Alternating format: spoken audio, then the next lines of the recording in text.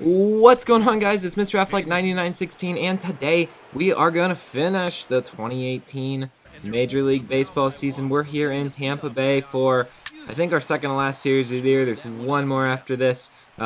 This episode will take you all through the season, and we'll look at stats and stuff like that. And then in the next episode, we have some really good stuff coming up over the off season. Major things are going to happen, so make sure you stay tuned for episode 44. It will be up tomorrow. So playing against the Rays, and I was actually watching the Olympic ceremony as I re-put this video together, and going pretty good so far. I thought for those of you that watched it, let me know what you think of it, but I thought the opening ceremony was really good. I liked how they showed the evolution of life, and then they did a huge thing on climate change, which I think is sending a really good message, and I really like that. But I just got to see Team USA come out. They probably came out like 5-10 minutes ago, and then I went up to record, and I watched the rest of the countries come out after. But hopefully Team USA does great. I wish them the best of luck. And to those of my viewers from other countries, I know I have a lot of people from Canada, Great Britain, and then Caribbean countries, and really all over the world. Best of luck to your country, wherever you're from. I think it's going to be a really fun Olympics. Obviously, there's been a lot of problems with like Zika virus and all that. Hopefully, things don't go too wrong. Things could either go really bad, or they might just be fine. Let's hope that they're just fine. Either way, I'm looking forward to it. The bad news, no baseball in the Olympics. It will be back, they said, in the 2020 Olympics, which I think are in South Korea. Something like that. I'm not sure. One of the next, it might be the next winter one that's in South Korea. 2020 might be in China, actually. Yeah, it is. It's in Beijing. So that'll be a thing to look forward to. But either way, playing against the Rays here in this game. Enough about the Olympics. 0-1 count with one out in the next game. As you saw, we got the save in the first game against them. And then Jack's going to take one right off the leg. That one comes back and gets him. Catcher makes the play, throws on first for the out. And that is kind of concerning because he got hit by a ground ball that was pretty hard hit right in the part that really hurts on the shin. Let's take another look at this one. Jack is going to walk this off. He will stay in the game, which is the good news. But as you see on the replay, Jack turns and bam, right in the side of the shin. At least it wasn't in the front. But regardless, that's got to hurt really bad right there. So a nice job by Jack to kind of walk it off and say, I'm all right. Regardless, I'm sure that was pretty painful for him right there. So an 0-1 count to the next batter now. We have 2 outs. We just want to get out of this game on an injured shin. Unfortunately, there's going to be a line drive base hit to the right side, so the Rays have a runner on first base with 2 outs. So trying to get out of the game once again. Now the tying run is at the plate. First pitch to him is a sinker, which he is going to line foul. Count goes to 1-2, going for the strikeout, and we get it with the fastball at 100 miles an hour. We get the strikeout and our second save. The episode 42nd of the year, out of 47 and 66 saves now for our career. I was hoping to get to 70 by the end of the season, but it just didn't happen. There weren't enough games left. As you see, guys, ERA sitting around 2.29, 65 strikeouts in 55 innings. We're playing absolutely fantastic. And this, guys, will be our last game of the year. Playing against the Colorado Rockies at home. It'll be nice to end the season at home. And we get our last game started off with a strike 0-1. Then the next pitch, we get them down 0-2. The 0-2 pitch is going to be a fly ball just to the left center field. Center fielder ranges over a few steps and makes the catch for the out. So one gone here. And let's take a look at the leaders in saves. Jack Davis is sitting in 5th. 42 saves. He won't catch Ahmed Seals. He will end up finishing 5th unless Jansen or Street were to tie him, but it would be a tie for 5th. The guy in the Cubs was just way ahead with 51. The Cubs are such a good team. I think they end up winning like 110 games. We'll look at the standings after this game, but they were crazy. Anyway, next batter hits it's DJ LeMahieu, and he is going to hit a home run off of Davis. That one's going to hit off of the Western Metal Supply building out there in left field here in San Diego.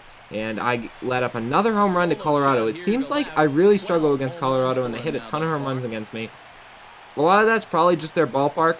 You know, you hit a lot of home runs there in general, but I don't know. I just feel like I never play good against the Rockies. I hate playing the Rockies. I don't know why it's gone that way in my career. There's really no rhyme or reason for it, but once again, Rockies hit another home run off me right there. Hopefully it doesn't matter, though. We still have a 1-run lead, and the next batter, we get him down 0-2 in the count, and we go high with the fastball. He does not chase. Count ends up going all the way to 3-2, so trying to avoid a walk, going fastball high again. This time he swings and misses. Charlie Blackmon strikes out, and there are 2 gone here in the 9th inning. So next batter comes in. First pitch is a 99-mile-an-hour fastball. Count ends up going all the way to 1-2. We're going to go inside, trying for a strikeout to end our season. The batter's going to instead just chop it to the shortstop, flips and throws to first, and that is going to do it. Jack Davis will finish the 2018 season with 43 saves and 48 attempts, so only 5 blown saves, 67 saves so far for his career. Looks like next year he'll definitely get to 100, barring any injuries. So fantastic job for Davis right there, guys. We're going to add some trading points, sitting just at 79 overall. We're almost at 80. Really, really close. It's really frustrating that we're not there. But either way, let's take a look at all of our stats from the season. 0-2 with 43 saves, 56 innings pitched, 12 walks, and 66 strikeouts. So we had 10 more strikeouts than we did innings. That's amazing. That's over a strikeout an inning. That's like 13 strikeouts a game or something like that. So just a really fantastic job by Davis to, put up those numbers. The strikeouts were better this year than I think they were last year, and obviously only 12 walks in 56 innings is pretty fantastic as well. Walks plus hits is 1 per inning pitch, so about 1 guy gets on base an inning as an average. That's not bad at all. We pitched in 59 games, which is actually a lot. We only got 42 saves because a lot of our attempts where we pitched weren't save attempts. They were just appearances because, hey, we're on the Padres. They're pretty crappy. No shutouts, obviously. 6 blown saves, so that's actually not bad. I think I might have missed one in the counter then if there were 6, because my math only had it, I think, at 5, but hey, you give one whatever, it's not that big of a deal. 6 blown saves, still not too bad for someone 79 overall. 44 runs allowed, or 44 hits allowed, 16 runs allowed, 15 of those were earned. 4 home runs allowed, so that was actually pretty high, considering we only allowed 15 runs. 1 wild pitch, no hit by pitches. We faced 217 batters in the season. 1.48 wins above replacement, so that's actually a really good number for a closing pitcher right there. Strikeouts per 9 innings wasn't as high as I thought. 10.61, still absolutely fantastic if you ask me. That's as you see, the best on all the Padres. Walks per 9 innings, 1.93. Home runs per 9, 0.64. Fielding independent pitching, 2.21. I don't even know what that stat means, I'm going to be honest with you guys. Component ERA, don't know what that means either. But I figured I'd just go through some of the rest of these stats for those of you that are more knowledgeable than I am on all the different statistics in baseball. I'm pretty into statistics. That's hard to say fast, isn't it? We got 1 assist and 1 put out as well, fielding. Fielding percentage, obviously, at 1,000. We only had 1 opportunity really right there, and we didn't bat at all. So there's our final stats for the year. Hector Rendon for the Cubs, 53 saves. Jake McGee, 46 for the Rockies. Trevor Rosenthal, 46 for the Cardinals. Ahmed Seals, he was drafted when I was, I believe. He had 1 more than me. Bryce Harper wins the MVP. That makes me mad. 63 home runs and 142 RBIs. He batted .350. Guys, that's insane. 63 home runs. Absolutely unbelievable.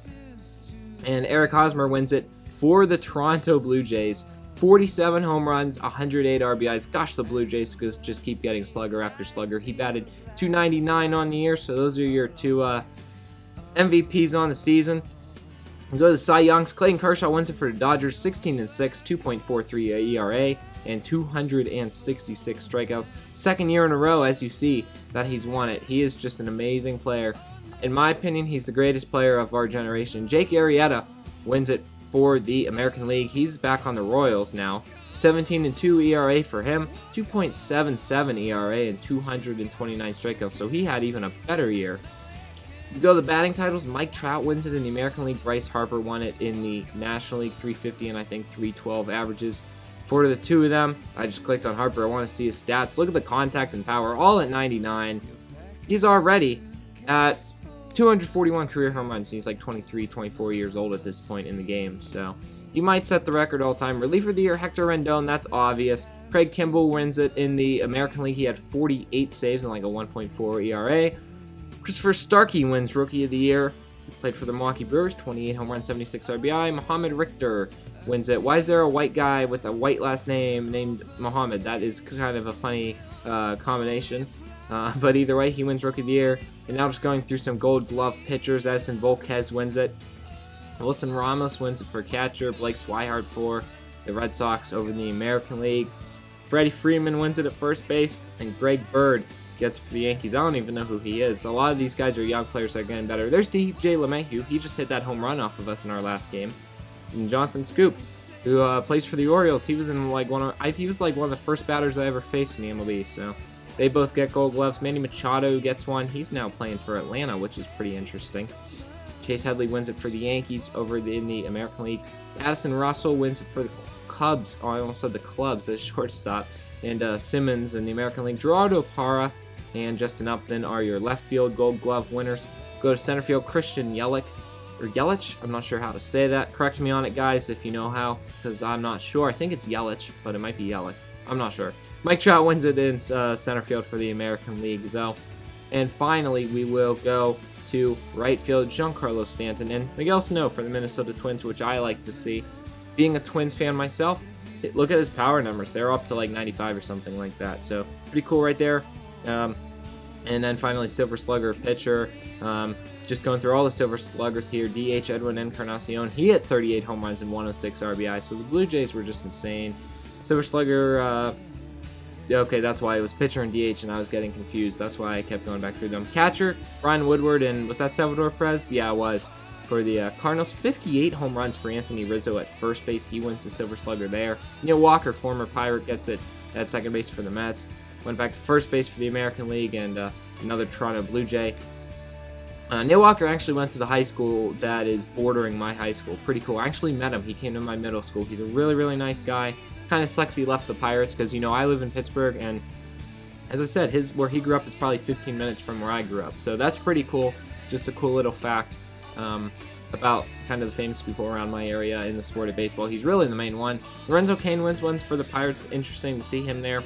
Mike Trout wins one, obviously. He only had 29 home runs and 77 RBI. That's surprising. McCutchen had a great year for the Pirates. He wins Silver Slugger. He batted .316. Not bad at all. Finally, let's go to the standings. Padres were 60 and 102. Absolutely horrible. We're the 30th team in the MLB. The Rockies won the division. Won 94 games. The Dodgers were in second. Look at the Cubs winning 110 games.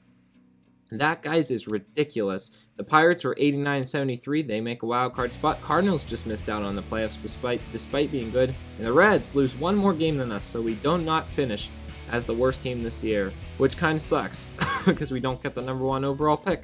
But hey, at least we can say somebody was worse than us. The Nationals with Bryce Harper win 98 games. Marlins won 84, didn't make the playoffs. Mets won 82, and the Phillies were in last place in their division, 66 wins. The Rangers won their division with 93 wins. The Astros were second with 90, and then the Athletics, Mariners, and Angels all were not very good, winning all around 75 games, 74 for the Angels. AL Central Tigers win, excuse me, with 90 wins, and my Minnesota Twins finish at 69 and 93. Not a good season for them at all. Unfortunately, they were 22 games out of first. They finished the season 2-8. Red Sox win their division 93 and 69. Blue Jays were 89 and 73. Yankees 83 and 79. They did not make the playoffs. Orioles and Rays round out the bottom of that division. They each had 70 wins. And that, guys, is going to do it for this episode. To find out who wins the World Series, you're going to have to tune in to the next episode. Also, big things going to happen in the offseason. So make sure you rate, comment, and subscribe if you want to follow Jack Davis's quest to be a world champion. For now, we'll see you next time. I'm Mr. Like 9916. Peace.